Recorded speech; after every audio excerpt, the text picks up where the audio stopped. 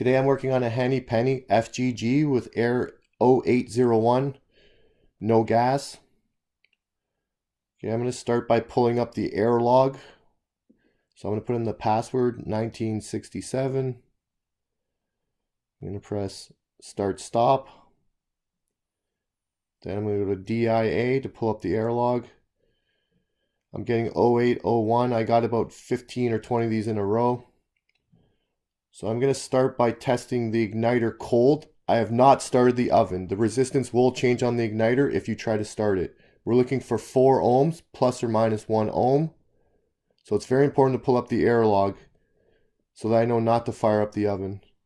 I'm getting 9 ohms. I'm out of the range.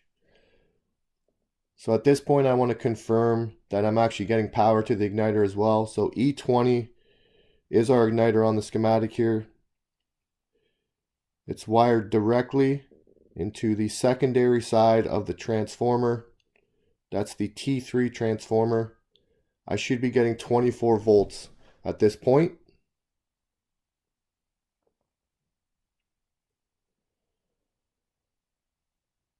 Alright, so I'm testing for 24 volts. I'm going to test it for the entire combustion sequence.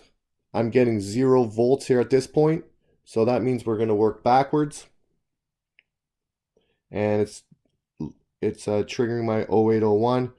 So if I work backwards, what's feeding my 24 volts is the primary side of the transformer on the 120 and 0 volt tabs. So at this point, I'm going to go test the transformer primary side. I'm going to test it for the entire combustion sequence. Once again, I'm getting 0 volts. This is where I was testing it from on the transformer. I removed the plug completely just because you can't get your leads in there. Okay, next we're going to work backwards and we get power directly from the module, and then the neutral side comes right from the contactor. The combustion blower and the gas valve are working. I can smell the gas. I know we're getting power into this module. Now I'm getting some ash up here. So on this specific model only, that's an indication of incomplete combustion, which is usually due to a cracked heat exchanger.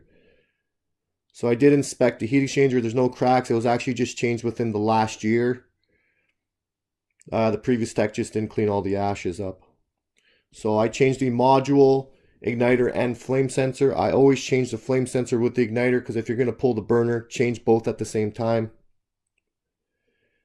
And I'm going to fire up and we have that orange glow. My igniter's working. And right there we're getting combustion. I'm going to test combustion 5 times.